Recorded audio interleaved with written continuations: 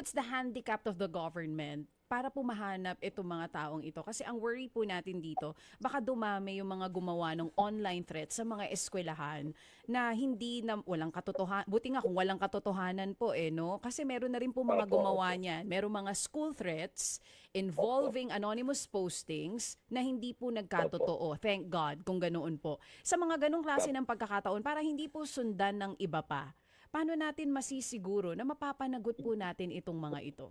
So malayo pa po sa At katotohanan ng pagpapanagot. Ganun po yun, Asek? hindi naman sa malayo sa katotohanan. It's a yung sa sinasabi mo, DJ Chacha, I agree with you na kailangan matunton tsaka mapigilan itong mga to. And all of this, kailangan may elemento rin ng mabilis dapat talaga ang pagkilos natin eh. Although pwede natin silang tuntunin, pero nangyari na like eto yung mga ginagawa nating investigasyon do sa Tacloban shooting, marami tayong na-discover pero tapos na yung nangyari. Pero yung gaya na sinasabi mo, kaya itong mga panahon na to, mabilis dapat tayo umaksyon. Pag may nakita tayong threat na ganyan, dapat malaman kaagad natin yun. At magiging makatotohanan lang yan, DJ Chacha, if the platforms would cooperate. So, Kasi sila yung may control niyan. halimbawa po Meta right now, Tama po. are they cooperative po sa inyo? At kung hindi pa rin po sila patuloy na makikipag-coordinate sa mga susunod po na ganitong klase po ng anonymous postings na may banta po sa eskwelahan natin, ano na pong plano ng CICC? Ano pong gusto nyo i-propose sana sa ating government officials? So kami to answer your first question, kung cooperative sila. Cooperative sila to a certain degree, pero naawa din ako do sa local representative nila dito, si Attorney Gio, kasi very limited lang yung power niya eh. Parang ano na siya, diyan ka, tapos you liaison with the government, pero pag merong silang hinihingi sa atin, padaan mo sa Singapore, padaan mo sa US. So parang wala rin siya gaanong discretion eh. So again, if that's the case, ang gusto sana namin hingin, kung kami ang masusunod, DJ Chacha, no, we acquire jurisdiction over these platforms, whether it's social media, whether it's messaging platforms, whether it's gaming platforms even, DJ Chacha. Kasi kumikita naman sila dito, di ba? Kumikita sila sa Pilipinas.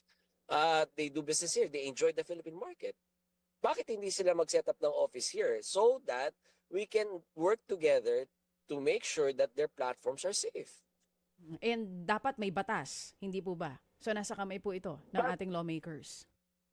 Tama po. If pag sinabi ho sa atin ng ating mga babatas, we would craft a law at magpapasa tayo ng batas na pag halimbawa itong mga platforms na to na nagdo-do business here in the Philippines at merong access sa mga kababayan natin ay hindi magpapasa ilalim sa atin at hindi magse-set up ng office sa atin, i-block natin yan. Yan ang gagawin natin. Block natin buong platform. Oo. Asek, how fast can we do that? Meron po ba kayong counterpart sa Kamara and even sa Senate na kinakausap tungkol po dito para kahit papaano magkaroon naman ng pangil at power ang CICC sa mga ganitong bagay? Kami po, to be honest, maganda ho ang relasyon natin sa Committee on ICT ho sa Kongreso. Lalong-lalo na ho doon sa Vice Chairman ho nila, si Congressman Brian po. Sa Senado naman po, andyan si malakas na advocate namin. Ngayon pong tumatayong Senate President na si Senator Win Gatchalian, ilang taon na ho siya ang sponsor ng DICT at ng CICC.